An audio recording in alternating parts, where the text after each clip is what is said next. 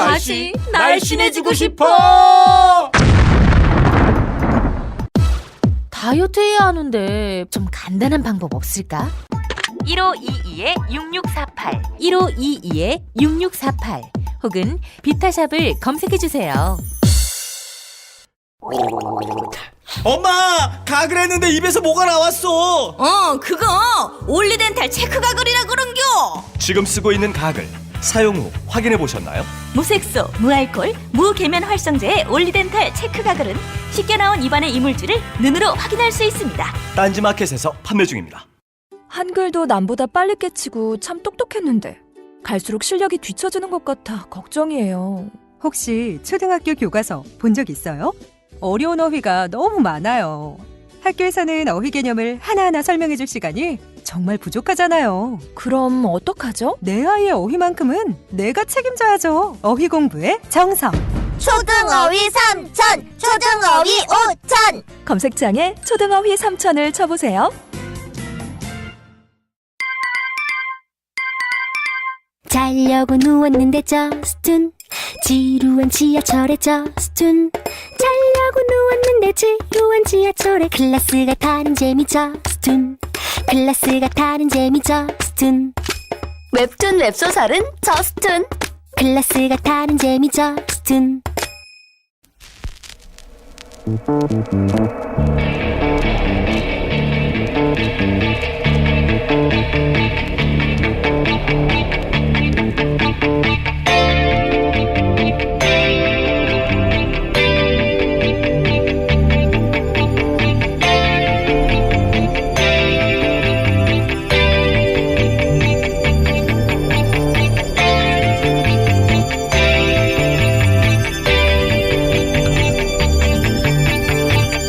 안녕하세요, 김호준입니다. 북한이 다시 미사일을 쐈습니다. 이번에는 정점 고도 2,800km, 비행거리는 933km라고 북한은 주장했습니다.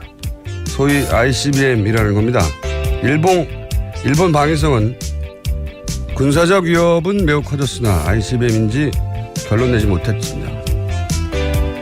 러시아 국방부는 미사일 공격 경보 시스템이 북한 미사일을 추적했고 533km 고도의 비행거리는 510km로 ICBM이 아니라고 발표했습니다. 미 태평양 사령부는 ICBM이 아니라 중거리 미사일이고 북미 항공 우주사령부는 미국 본토에 위협이 되지 않는다고 발표했습니다. 사실 ICBM 기술은 새로운 게 아닙니다. 북한이 인공위성을 쏘아올린 순간부터 그 개발은 시간 문제였죠. 이번 미사일이 설사 ICBM이 아닌 것으로 판명이 나더라도 머지않아 이 기술을 보유하게 될 겁니다. 그러니까 정말 중요한 건 이게 ICBM이 맞냐 아니냐가 아니야. ICBM이 설사 맞다 한들 미 본토까지 날아갈 수 있는 게 맞다 한들 그럼 북한이 다음날 미국에 핵을 쏩니까? 그럼 그날이 북한 지구상에서 사라지는 날이 되는 거 아닙니까? 북한 전체 핵 보유량이 미군 핵 잠수함 한 대가 보유한 양에도 미치지 못하는 상황입니다. 그러니까 어제 사건은 군사적 의미보다는 전략적 외교적 차원에서 바라보고 해석해야 될 사건이죠. 그런데 어제 우리 언론은 ICBM 맞는 것 같다며 이제 미 본토 타격이 가능하다는 수많은 기사를 쏟아냈습니다만 정작 이런 전략적 외교적 분석 기사는 거의 없었습니다. 저는 북한 미사일도 걱정이지만 이런 언론 환경도 그만큼 걱정됩니다. 김호준 생각이었습니다.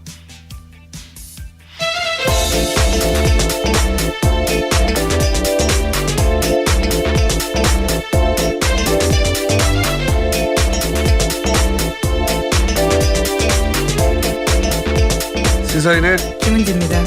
제가 오늘 오프닝을 하다 보니 오늘 정신 오락가락 하는 게 제가 느껴지는군요. 힘내십시오. 지금 컨디션이 아주. 예. 자, 첫 뉴스는 ICBM 되겠죠?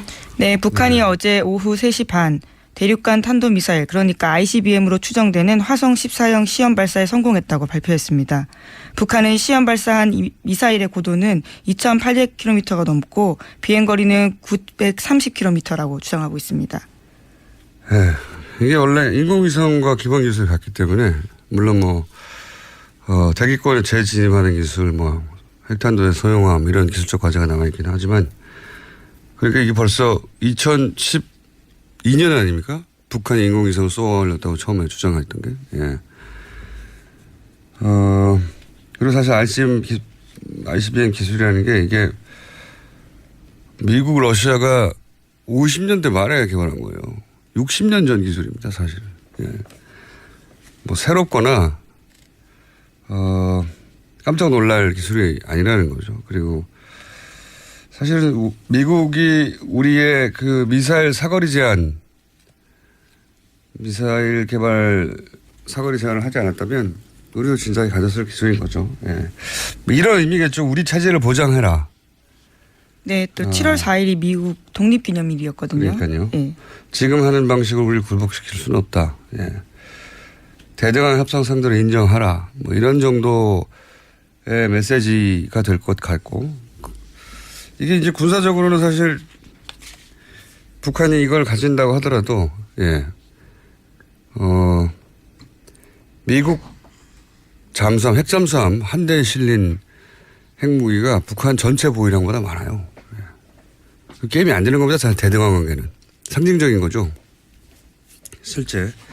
실제로는 게임이 안 되는 상징적인 건데, 상징적인 거라는 건 이제 전략적인 외교적인 선언인 거죠. 우리도 이런 거 있으니까 이제 막 무시하지 말고 대등하게 우리를 상대하라고. 그런 선언인 셈인데, 예, 오히려 굉장히 냉정하고 차가운 분석이 필요한 때라고 저는 봅니다. 예. 자, 그래서 그런 얘기를 좀 들어보고 싶었는데 그런 얘기가 없어서 저희 조만간 그런 분석을 하는 시간을 저희가 좀 마련해 볼까 합니다. 앞으로. 자, 다음 뉴스는요. 문재인 대통령이 G20 정상회의 참석을 위해서 오늘 독일 순방길에 오릅니다. 우리 시간으로 내일 저녁 한반도 평화 구축과 통일을 주제로 연설할 계획이고요. 또 중국과 일본, 러시아 정상과 양자회담 있습니다. 게다가 한미일 3국 정상 만참도 잇따라 예정돼 있습니다. 그렇군요. 제가 아까 오프닝을 보통 메모로 써놓고 하는데 오늘은 오프닝을 다 못 썼어요. 여차저차해서. 나중에 한번 들어봐야겠습니다. 앞뒤 말이 되는지. 뜬금없이 고백을 또 이렇게 하십니까? 아니, 이 ICBM에 대해서 오프닝에서 했어야 할 말을 지금 좀 전에 했거든요. 그래서 내가 그 말을 했나 안 했나 생각이 안 들어. 비슷한 취지 이야기를 하신 걸로 비슷한 취지 이야기. 예. 네. 대충 퉁으로 알아들어 주십시오. 자, G20 또 해외에 나가시네요. 예. 네, 4박 6일 일정이고요. 거의 곧바로이죠. 한국에는 언제 있습니까? 근데 제가 알기로는 여기 그러니까 독일 연설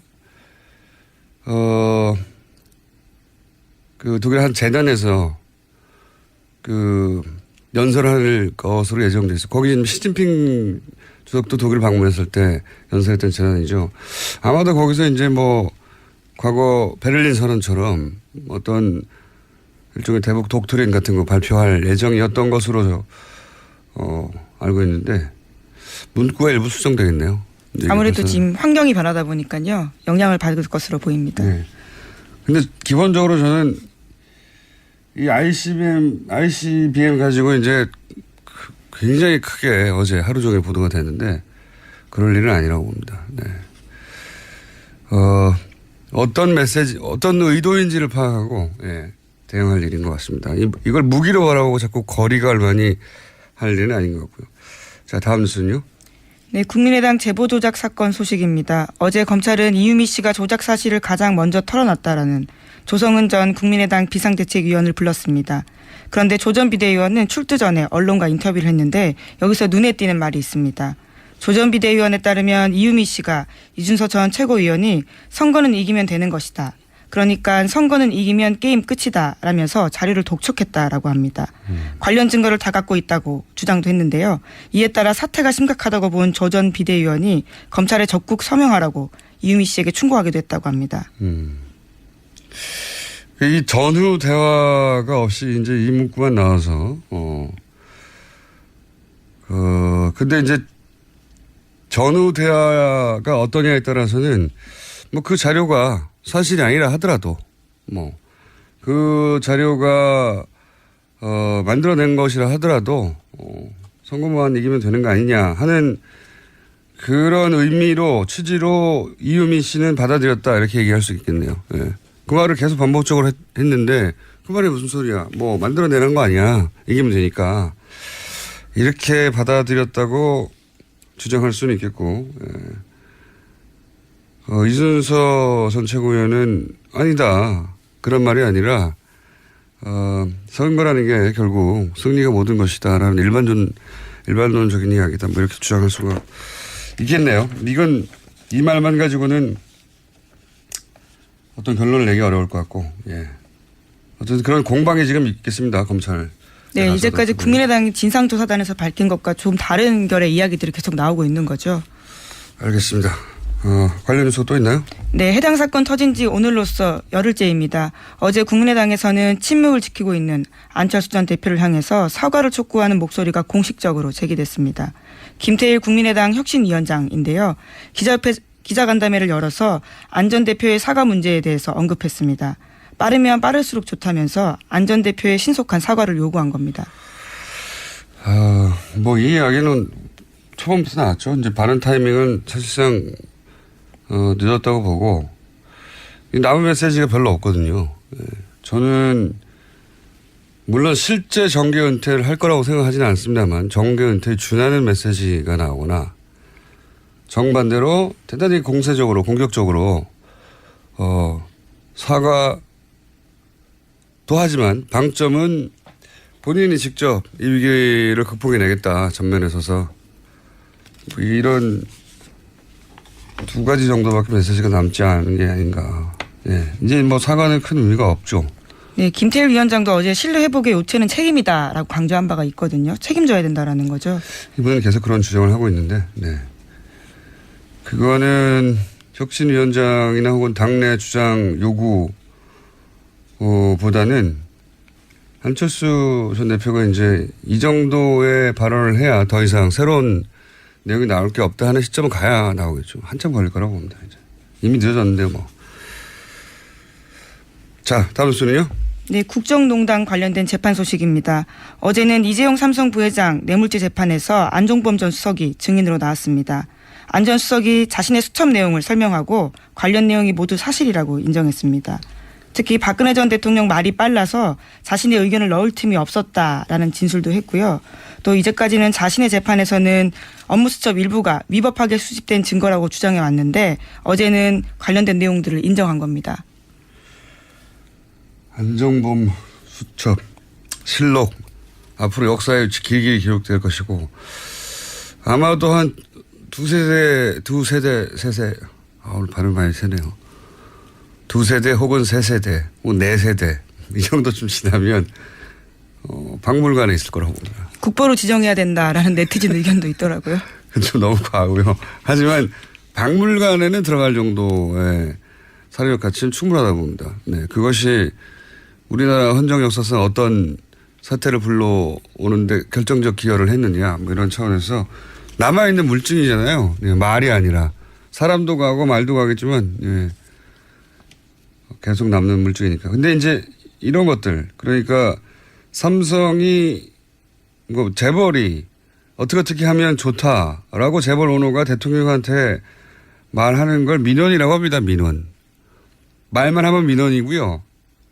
그런데 거기서 다시 주고받는 게 있으면 청탁과 뇌물이 되는 거죠. 그렇죠. 네, 주고받은 게 핵심입니다.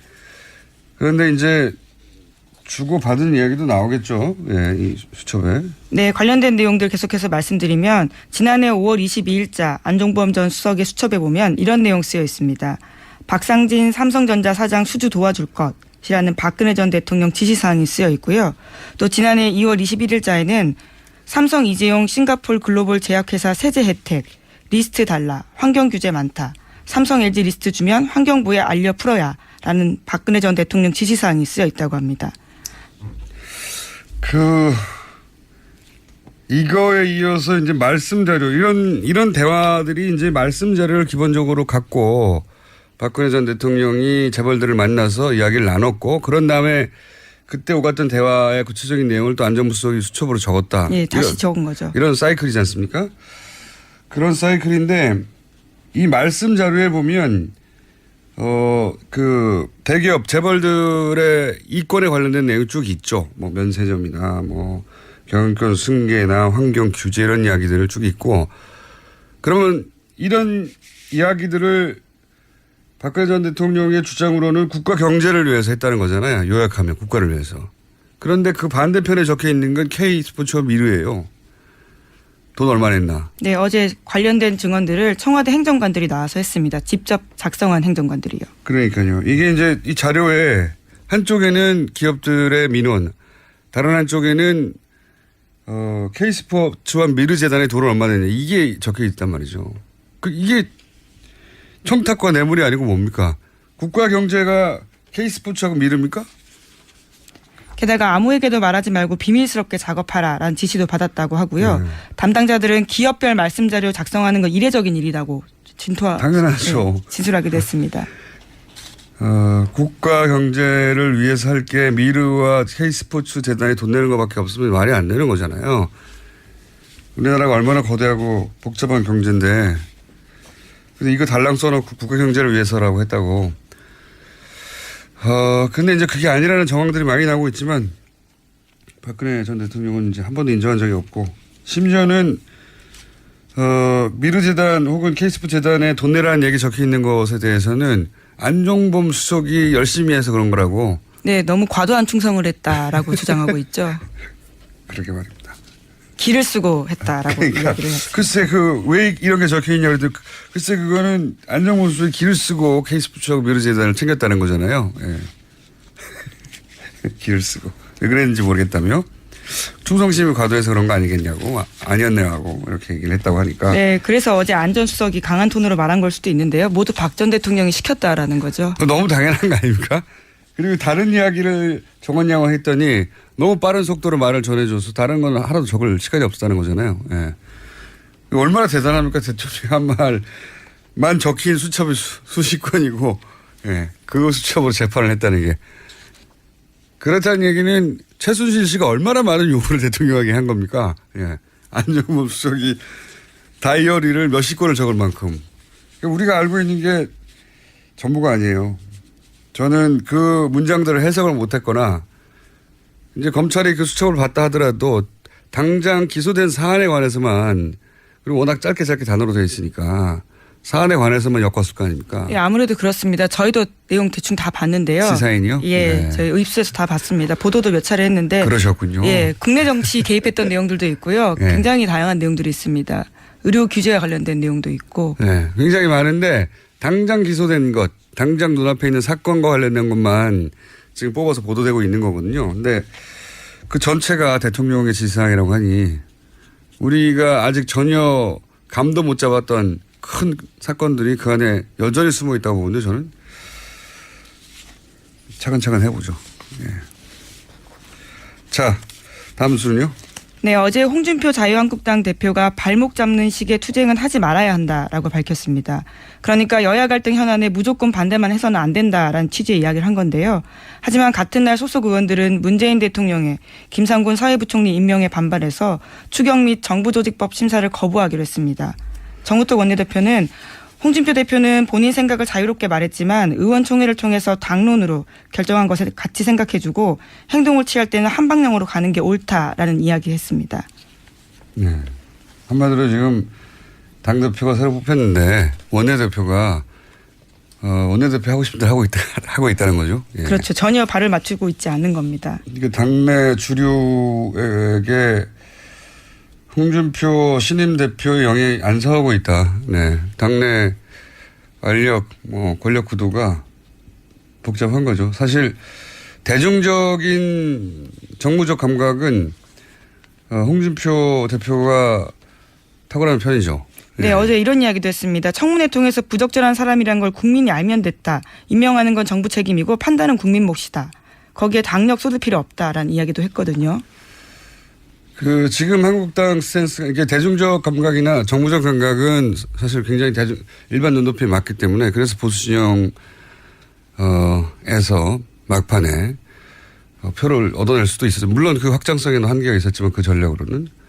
지금 한국당의 스탠스가 과연 여론과 부합하느냐. 예. 지지율이 다소 오른다 손 치더라도 그게 과거 탄핵을 반대했던 15%를 재결집시키는 정도지 확장성이 있겠느냐. 이런 판단을 홍준표 대표는 한 것 같고 반면에 정우택 원내대표는 본인이 사실상 당을 이끌던 시기 동안 세웠던 전략적 목표, 예, 그 지지자를 결집하고 사실상 무조건 반대죠. 예, 그 전략을 끌어왔는데 지금은 원래 홍준표 대표는 당내 세력이 없어요. 여러 차례 얘기했지만 없다 보니 당 대표로서 과연 앞으로 영이 설 것인지 관전 포인트입니다. 네. 하나 정도 더 하고 끝내야 될 것 같습니다. 네. 네, 박근혜 전 대통령의 오천조카 살인사건 수사 기록이 사건이 발생한 지 6년 만에 유족들한테 공개가 됐습니다. 서울 북부지검은 어제 그동안 공개하지 않았던 박용철 씨의 통화 기록이 담긴 수사 기록 100쪽이 넘는 것을 복사해서 유족에게 전달했습니다. 검찰은 그러면서 이 오천 살인 청부 의혹이 없다고 단정을 했죠. 네, 그런 식의 이야기도 했습니다. 그런데 검찰은 그런 단정을 할 만큼 이 사건을 수사한 적이 없어요. 예. 애초 이 사건은 경찰이 하루 수사하고 끝난 거거든요. 경찰이 하루 수사하고 결론을 내버렸어요. 검찰까지 가지도 않았고. 근데 뭐 검찰이 전화통화 기록 보고 청부 의혹이 없는지 어떻게 단정을 합니까? 네. 그건 말이 안 되는 것 같고. 오히려 이 사건은 주진우 기자나 저나 SBS 그것이 알고 싶다 팀이 훨씬 길고 오래 많이 조사했어요. 저도 같이 했습니다. 김은지 기자도 부사수로 했죠. 예. 이 검찰이 이렇게 단정하면 안 된다고 저는 보고요. 예. 그리고 주요 관계자들 대부분이 사망하고 잠적했는데 검찰은 누구하고 말을 해보고 이걸 청부가 없다고 단정을 합니까? 해서 저희가 잠시 후에 주진우 기자하고 이 사안을 벌써 연결돼 있어요? 네. 저희 PD가 연결돼 있다고 지금 막 사인을 그냥 주면 되지 뭐 난리를 치면서 손을 흔들면서 자 주진우 기자 연결돼 있는데 요 사안을 한번 짚어보겠습니다. 안녕하세요. 안녕하십니까. 자, 살해당한 박용철 씨 아들 박모 씨가 북부지검에 이제 통화 내역을 요청한 것으로 알고 있는데 처음 통화 내역을 요구한 게 언제입니까 이게? 사실 3, 4년 됐습니다. 줄기차게 요청했는데 주지 않았습니다. 검사들이. 그래서 7개월 전인 2016년 12월 7일 소송을 제기했습니다. 소송을 7개월 전이네요. 그러면 당시 이게 북부지검이죠. 북부지검에서 유족에게 통화 내역을 몇 년간에 걸쳐서 주지 않았던 이유는 뭡니까? 뭐라고 하면서 안 준 겁니까?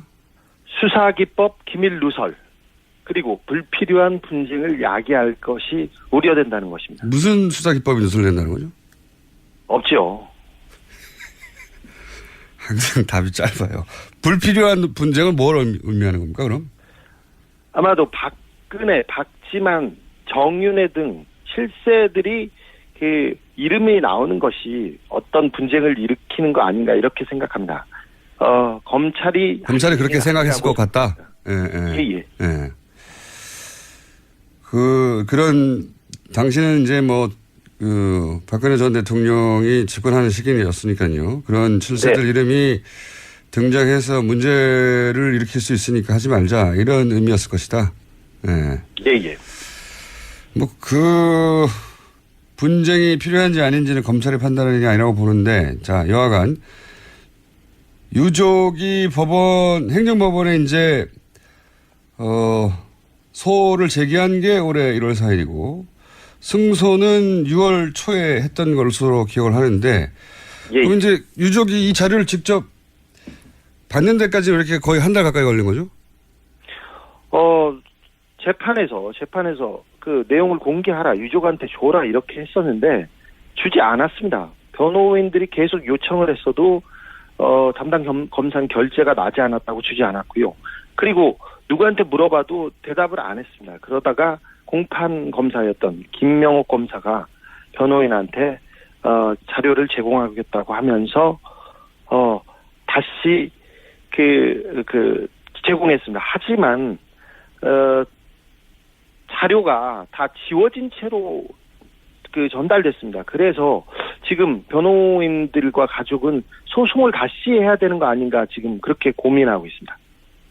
어떤 자료가 지워진 채로 제공이 됐어요? 어떤 부분? 전화번호 통화 내역을 달라고 했는데 통화 내역 전화번호에 그 뒷자리가 다 지워져 있었고요. 이름도 다 지워져 있고요. 주소도 다 지워졌습니다. 이런 내용은 줄 필요도 없고요. 사실 왜 이렇게 가려있는지 이해할 수 없습니다. 그러니까 지금 통화 내역을 공개하라고 했는데. 예, 통화 내역을 다 지우고 줬습니다. 네, 꼭 필요한 통화한 사람의 이름, 그리고 통화 상대방의 뒷번호, 그리고 그 주소를 지운 채 줬다고요? 예. 네. 그럼 이건 공개한 게 아니잖아요, 이게. 네, 그렇습니다. 그래서 다시 그걸 지우지 않은 버전을 달라고 공개를 소를 제기할지도 모른다, 다시 한번. 그런 거고요. 네. 근데 이게 이제 개인정보보호법상 보호 대상이 되는 게 맞나? 일부의 개인정보를 삭제하고 줬다고 하는데? 그렇지 않습니다. 그렇지 않습니다. 그리고 가족이 사실 확인을 위해서 달라고 했기 때문에, 네, 이런 건 개인정보 보호하고는 조금 거리가 멀고요. 그냥 가려서 줬어요. 자기네 멋대로. 지금껏 그랬습니다. 제가 알기로는 이제 박영철 씨가 직접 통화한 사람들이고, 그랬다는 건 박영철 씨에게 전화번호를 줬다는 거거든요, 그 사람들이. 그렇기 때문에. 그리고 그 살인 사건 관련자들입니다. 지원 사람들이 특히나. 네. 그러니까 박영철 씨에게 전화번호를 줬다는 것은 이미 개인정보보호법 대상이 아니다. 이렇게 법적으로 봐야 되는 걸로 아는데. 자, 그러면은 이 공개된 자료, 중요한 정보들은 지워진 채로 왔다고 하긴 하는데, 이제, 그 중에 안 지워진 부분을 통해서 확인할 수 있는 부분은 없습니까? 예를 들어서 경찰 수사 기록과 박영철 씨의 마지막 행적이 일치한다, 안 한다라든지 이런 내용은 확인할 수 있는 부분인가요? 지워진 것만으로는 사건 관계를 지금 확인하기는 어려운데요. 사고 당일날 밤에 10시 36분에 통화한 내역이 있습니다. 그런데 이 내역 하나만 보더라도 박용철 씨가 마지막 있었던 행적과는 거리가 멉니다. 그러니 이 단초 하나만 가지고도 경찰 수사, 검찰 수사가 얼마나 부실했는지 말할 수 있습니다. 경찰은 신사동의 어느 술집을 거쳐서 신당동의 어느 술집을 거쳐서 박용철 씨가 갔다고 얘기했는데 신사동의 술집에 박용철 씨가 가지 않았던 게 이 통화 내역으로도 확인이 됩니다. 그리고 제가 취재해 본 결과 박용철 씨가 마지막 갔던 술집에 대해서는 존재하지 않는 술집이었어요. 그렇죠. 가지 않은 게 아니라 아예 술집 자체가 없었었죠. 네, 그렇습니다. 그래서 얼마나 부실했는지 검찰이 왜 수사를 안 하고 덮으려고 했는지 통화 내역조차 수사를 안 했는지 그런 의구심이 더 커집니다. 그렇죠. 이 내용을 보면 통화 내역도 수사를 안 했고 당시 CCTV도 확보를 안 했고 모든 사건이 나면 요즘은 CCTV 통화 내역부터 확보하는데 그게 제 1순위입니다. 네, 그 두 가지가 없었어요. 그리고 지금 이야기하고 있는 이제 마지막 술집 그 시점 그 술집 갔다 가는 술집은 경찰 수사 기록에는 있는데 나중에 보니까 아예 없었고 그리고 그 술집에 갔다고 주장했던 분은 라면을 먹다가 사망했죠. 네. 그렇습니다. 자, 한두 가지만 더 여쭤보겠습니다. 이 정도 마무리하려고 하다가 생각해 보니까 혹시 이제 지금 몇 년째 계속 후속 취재를 하고 있는데 최근에 이 사건과 직접 혹은 간접 관계 있는 인물 중에 보도된 사건 말고 또 다른 사건이 혹시 있는 게 있습니까? 아까 라면 먹다 죽은 분이 있었지 않습니까? 네. 그리고 또 이 살인사건의 오촌살인사건의 핵심 당사자가 지난해 심장마비로 갑자기 사망했습니다. 박지만 씨의 수행비서 또는 예, 뭐 그렇습니다. 예. 그분이 갑자기 상황했죠. 박지만 씨의 비서실장, 이 오촌 살인 사건의 가장 핵심 인물이라고 할 수 있죠. 인물로 꼽히는 정용희 씨라는 예. 사람이 최근에 지난달에 자살 미수 사건이 있었습니다. 자살 미수. 동해안에 실종 신고가 돼서 동해안에서 차를 찾았는데 자살 미수 사건으로 경찰까지 출동했는데 이게 조금 석연찮습니다. 주변에는 유서를 써놓고 갔어요. 그런데 유서를 수차례 남기고 왔고 유서를 쓰긴 했는데 자기는 죽을 뜻이 없다는 얘기를 여러 군데 하고 갔습니다. 그러니까 나는 죽지 않겠다 그러면서 유서를 쓰고 사라졌는데 조금 이 문제도 굉장히 좀 미스테리합니다. 지금 생명에 지장은 없는데 정 씨는 지금 자취를 감춘 상태입니다.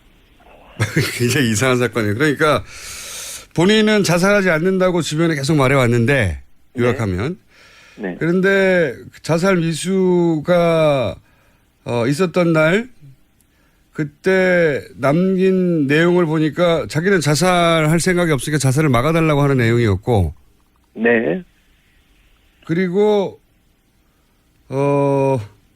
그렇게 자살을 안 한다고 했는데 자살하려고 하던 상태로 발견이 됐고 그때 남긴 문서는 나는 자살할 생각이 없다는 내용이었네요. 아니요, 유서는 그 마지막 유서는 나는 죽습니다 이렇게 했는데 그 전까지도 계속해서 유서를 썼고요. 그리고 주변 지인 그리고 가족들한테는 나는 절대 죽지는 않을 거야. 나는 절대 죽지는 않을 거야. 계속 얘기를 하고 다녔습니다. 그러니 약간 미심쩍은 행동을 계속 해왔던 거는 사실입니다. 최근 몇 달 동안.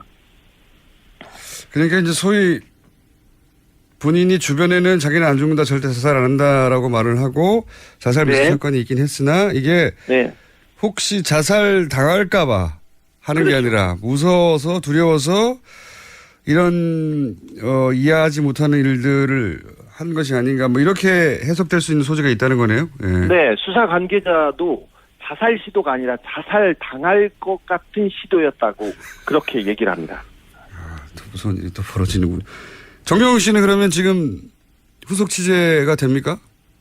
네. 지금 병원에서 나와서 어디에 잠적해 있는데요. 어느 절 주변을 이렇게 전전하고 있다고 하는데 사실 정용희 씨가 조금 두려움에 떤 지가 좀 몇 달 됐어요. 이분은 박지만 씨한테 버림을 받았고 정윤혜 씨는 친척형입니다. 친척한테 버림을 당해서 지난해부터 계속해서 조금 자기가 신변의 위협을 받고 있다는 얘기를 하고 다녔었습니다. 그래서 지금 쫓고 있습니다. 그런데 지금은 자취를 감춘 상태입니다. 네. 참고로 정용희 씨는 신동욱 씨 주장에 의하면 사망한 박용철 씨에게 중국에 가서 신동욱 씨를 해치우라고 하는 박지만 씨의 지시를 전달한 당사자입니다. 네, 직접 오도한 사람입니다. 네, 물론 신동욱 씨의 주장입니다. 정용희 씨는 부인하고 있고요. 그런데 이제 이런 일이 있다고 하네요. 알겠습니다. 오늘 여기까지 듣겠습니다. 감사합니다. 네. 시사인의 주진우 기자였는데 항상 주진우 기자하고 인터뷰를 하면 이상해요. 여기까지 하겠습니다. 네, 시사인 김은지였습니다. 감사합니다. 모닝똥? 제겐 사치였죠. 내가 토끼인지 토끼똥이 나인지 내가 변을 본 것인지 변을 당한 것인지 나는 바나나이고 싶다. 간혹 구렁이이고도 싶다. 미궁 대장사랑 빅똥의 추억 미궁 대장사랑이 찾아드립니다. 혈중 콜레스테롤 개선과 배변 활동에 도움을 주는 건강기능식품입니다. 검색창에 미궁 대장사랑. 미궁 장사랑 이름 바꿨어요. 프로바이오틱스 12종 추가. 미궁 대장사랑. 골반 잡자 바로 잡자 바디로직 허리 통증 바로 잡자 바디로직 2017년 쿨 썸머 바디로직 라이트 출시. 통기성이 좋아 땀 걱정 없이 한여름에도 쾌적하게. 입은 듯 안 입은 듯 가벼움의 신축성은 그대로. 자세가 좋아지는 골반 교정 타이즈 바디로직. 검색창에 골반 교정 바디로직 라이트. 아무도 묻지도 따지지도 않고 가입하셨다고요? 보험은 너무 어려워요. 걱정 마십시오. 마이보험 체크가 도와드립니다. 1800-7917 마이보험 체크로 지금 전화주세요. 1800-7917. 이미 가입한 보험이나 신규 보험도 가장 좋은 조건을 체크해서 찾아드립니다. 인터넷 한글 주소 마이보험.com 또는 카카오톡에서 아이디 검색 마이보험을 친구 추가하여 상담하실 수 있습니다.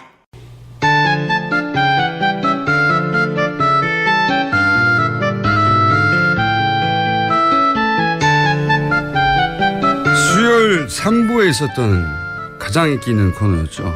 예, 그런데 아니군요. 화요일 3부에 있었었군요. 예, 그런데 수요일 2부로 옮기게 된 시간입니다. 수요일 2부가 원래 이해군 의원의 나라걱정 시간이었는데 이 시간이 탐난다고 호시탐탐 노리시다가 이해군 의원이 당대표로 빠지시면서 이 시간대를 내놔라. 노회찬 원내대표 나오셨습니다. 안녕하십니까? 예, 안녕하십니까? 예, 이 시간대를 좋아하셨군요. 아니요, 제가 화요일 날 마치고 이제 바로 의원총회가 있기 때문에 시간이 좀 겹쳐가지고. 아, 그래서 항상 바쁘셨구나. 예. 조금만 시간이 늦어도 이렇게 가야 된다고 막 그러셨군요.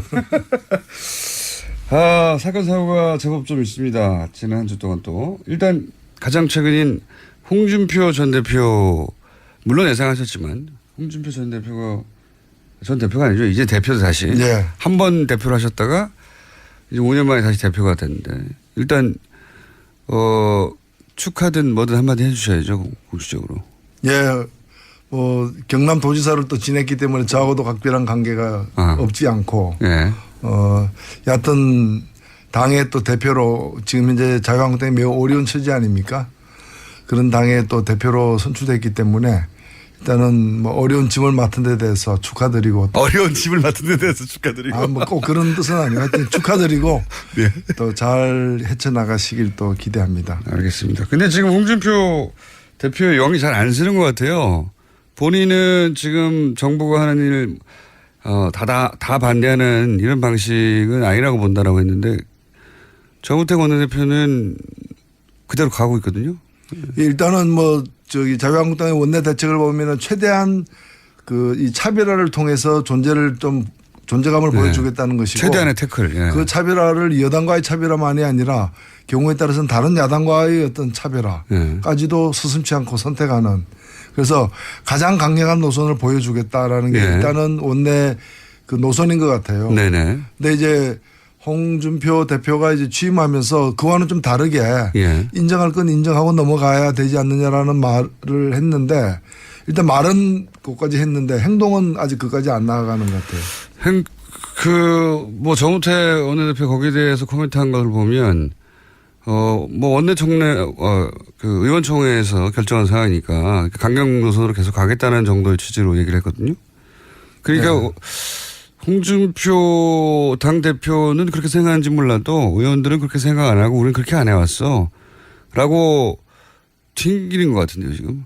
그러니까 이 당이 지금 뭐 선거에 패배는 했지만은 다음 목표나 향후 전망에 대해서 나름대로의 자신감과 결기를 가지고서 같이 움직여 나가는 그런 상태가 지금 아닌 거죠. 그러다 보니까 정우택 원내대표도 홍 대표의 그 당선 일성 당선되자마자 뭐라고 얘기했냐면은 원내 대표와 당 대표가 이렇게 큰 추락을 없이 사건 사고 없이 이렇게 잘 헤쳐나가길 바란다고 얘기한 것 자체가 여러 가지 어떤 돌발 변수가 숨어 있다라는. 추락으로 있다는 얘기죠. 그건 뭐 가능성이 있다는 얘기죠. 그건 어차피 또 함께 일해왔던 분들도 아니기 때문에 그런 거죠. 정우택 원내대표가 또 한편으로는 이참에 본인의 존재감을 세우고 정치적으로 더 크려고 하는 것도 있는 것 같아요. 예. 근데 어떤 방향이 됐든 간에 지금 우리가 그 좀 제가 지적하고 싶은 건 뭔가면은 자유한국당 자신이 지금 기로에 서 있어요. 그래서 보수의 본당으로 다시 일어서느냐 아니면 수구 잔당으로 몰락하느냐. 과거 자민련이 없어질 때부터도 보면은 그냥 한 번에 가거든요. 맞습니다. 정당이라는 게 한 번에 갑니다. 예, 그래서 열린우리당도 마찬가지였어요. 한 번에 갑니다. 예. 한 번에 뜨기도 하지만. 그래서 그런 기로에 서 있기 때문에 사실은 근본적인 좀 여러 가지 문제들에 대해서 그 내부에서 이렇게 확인하고 또 국민들에게도 보여줄 바가 많은데 아직도 예를 들면은 그쪽에 당원권은 정지됐다고 하나 박근혜 전 대통령이 여전히 당원이지 않습니까?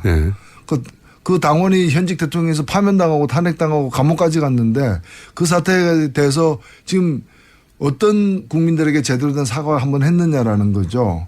그리고 또 그걸 씻고 지금도 뭐 일각에서는 무죄다라고 얘기하는 거 아니에요. 억울하게 그러니까요. 탄핵당했다라고 예. 지금 감옥에서 빨리 꺼내야 된다고. 예. 그렇게 얘기를 하는 그것이 그 진짜 노선인지 국민에 대해서 진심으로 하는 얘기인지 아닌지 이런 것부터 하나하나 정립해 가지고 제대로 된 보수 정당으로 새로 날 것인지 아니면은 그냥 이제 수구 잔당으로 몰락의 길을 갖다가 그냥 마다 않고 갈 것인지를 오히려 결정해야 될 때지 그 자기들끼리 뭐 다투고 하는 문제는 아닐 것 같습니다. 그 친박계라고 나는 친박계라고 주장하는 사람은 아무도 없지만 여전히 그 힘이 센 것 같습니다. 그 자유한국당 내에서는 친박계가 두려워하는 거는 그 홍준표 지금 새 지도부가 아니고 예. 뭐 그 친박계를 등용하네 안 하네 얘기하지만은 친박계는 그런데 지금 연연하는 게 아니라 사정당국 현 정권의 사정당국을 갖다가 이제 두려워하고 그쪽을 주로 쳐다보는 거죠. 예. 그렇겠죠 당연히. 그래서 더 강하게 나오는지도 모릅니다 지금. 예. 우리 건들면 우리도 가만히 있지 않겠다고 하는 제스처일 것도 같고. 홍준표 전 대표는 전 대표가 자꾸 전 대표라고 하는 전 후보 현 대표는 저희가 조만간 모시겠습니다 직접. 국민의당 사태의 추이는 어떻게 보고 계십니까? 예, 뭐 일단 1차 관문은 그 검찰 수사를 통해서 국민의당이 스스로 조사한 바 내용 중에 좀 미진한 것으로 지적되고 있는 부분들 그 발표하기까지 발표하는 과정에서 당의 적극적인 권유 내지 또는 이제 인지가 있었는지 그다음에 발표한 직후에 5월 9일 선거일 전까지 즉 발표할 때는 몰랐다더라도 하루 이틀 후에 제대로 알았다면 선거가 투표일 전에 이걸 바로잡는 노력을 당이 해야 될 의무가 있는데 그렇죠.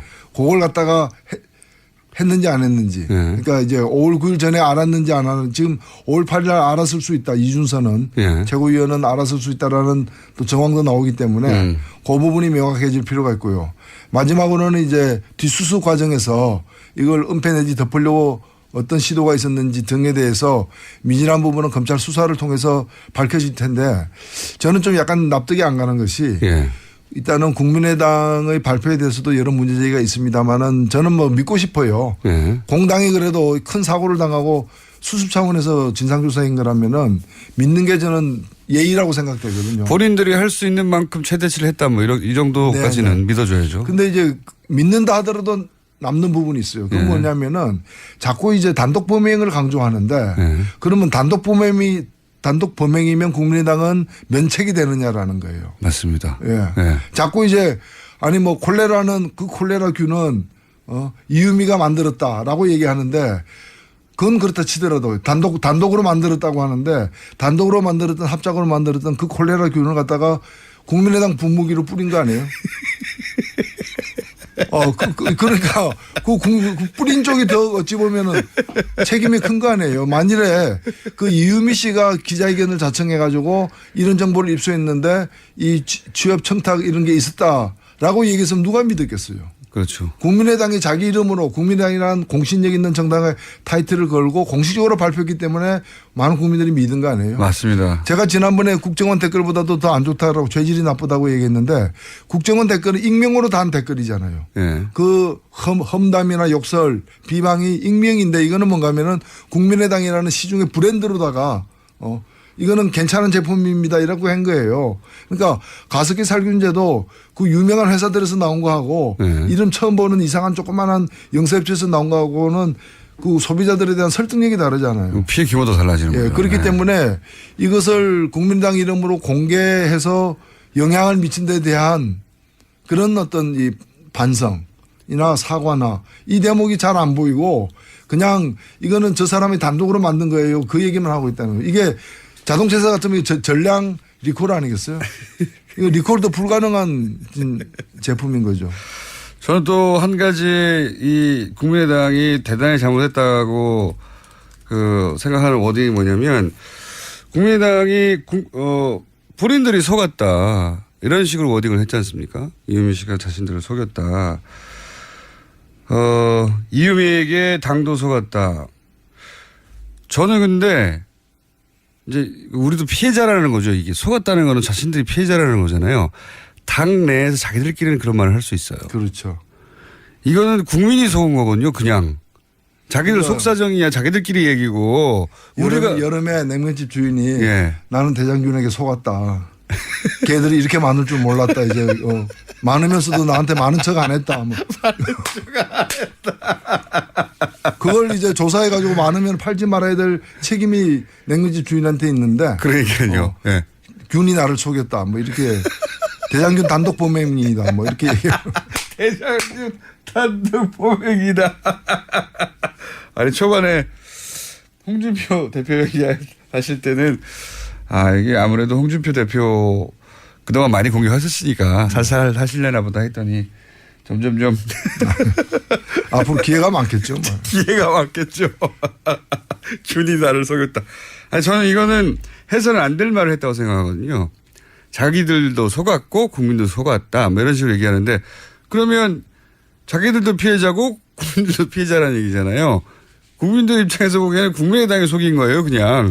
이윤 씨가 누군지 알지도 못하고. 그런 이제 생각이 들 수 있겠죠. 그러나 공당에서 그런 제보를 갖다가 아무리 뭐 당직자가 얘기했다 하더라도 엄청난 그 사실을 갖다가 확인도 안 하고 바로 얘기할 수는 없는 것이고. 그러니까요. 이 다 모든 것이 드러난 상황에서는 그 점에 대한 어떤 죄책감 이런 게 커야죠. 그게 정상이죠. 그러니까 냉면집 주인이 정확한 비유 맞습니다. 냉면집 주인이 균이 나를 속였다고. 우리도 피해자라고. 네.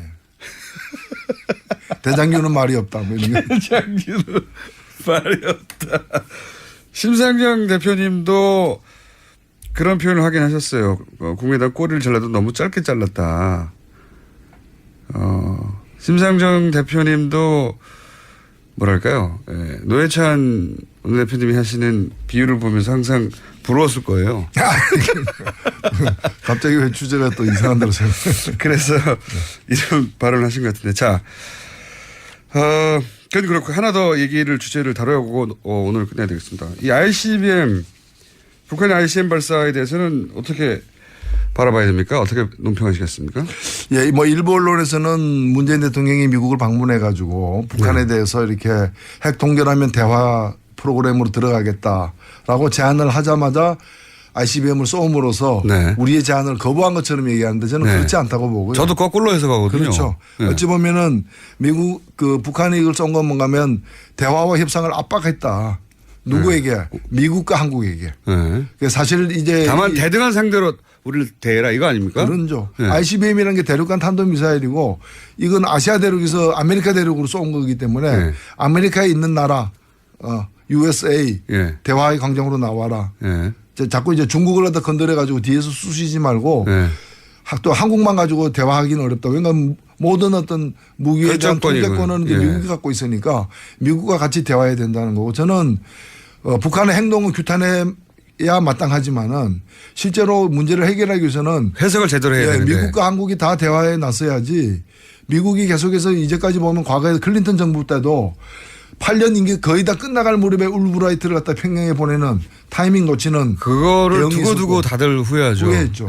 부시도 보면은 부시 4년을 허망하게 보내고 강경책으로 그다음에 마지막에 이제 전략을 선회했지만은 너무 늦었고 오바마 같은 경우에는 전략적 인내라 해가지고 전략적 인내가 뭔가 하면은 아무것도 안 하는 거죠. 안 하는 게 전략적 인내인 거예요. 그때 또 우리가 보수 정권이었기 때문에 뭘 할 수도 없었겠죠. 예, 그 없었죠. 그렇기 때문에 저는 이제 되려면은 제대로 해야 되는 거고 트럼프 정부도 과거 미국 정부의 실패를 전체를 밟아서는 안 된다고 봅니다. 적극적으로 임해야 된다고 봅니다. 그러니까요. 저는 이제 이런 ICBM이니 아니네 맞네 뭐 북한에서 미국까지 날아가네 아니네 이런 얘기가 계속 집중해서 언론이 보도하는데 이걸 무기의 성능으로 볼 일이 아니고 무기의 성능으로 따지면 미국이 가지고 있는 핵은 뭐 북한이 가지고 있는 핵의 몇만 배 아닙니까? 비교도 안 되는 건데 몇만 배가 아니면 몇백만 배 되겠죠. 그러니까 무기의 성능으로 따질 일이 아니라 북한의 의도를 해석하고 계속해서 이게 뭘 하려고 하는 거냐 분석하는 게 나와야 되는데 무기로서만 자꾸 보도가 돼가지고요. 저는 이 점과 관련해 가지고 한국의 언론들이 자신들이 한 얘기에 대해서 정말 책임을 지고 반성할 건 반성해야 된다고 봅니다. 얼마 전에 그 문정인 특보가 그러니까요. 미국 가서 핵 동결하면은 뭐 이 군사훈련을 줄이겠다고 하는 거 있죠. 네. 그 며칠 후에 보니까 미국 외교협회에서 공화당 민주당이 합동으로 낸 전문가 보고서에 그게 들어가 있어요. 그러니까 미국도 주머니속에서 만지고 있는 카드인데 그러니까 그걸 말이죠. 갖다가 특보가 이런 것도 있을 수 있다라고 옵션을 얘기했다 그래가지고 난리가 올 때처럼 달라들었잖아요. 노회찬 논의였습니다. 시간이 아쉽습니다. 또 뵙겠습니다. 네, 감사합니다.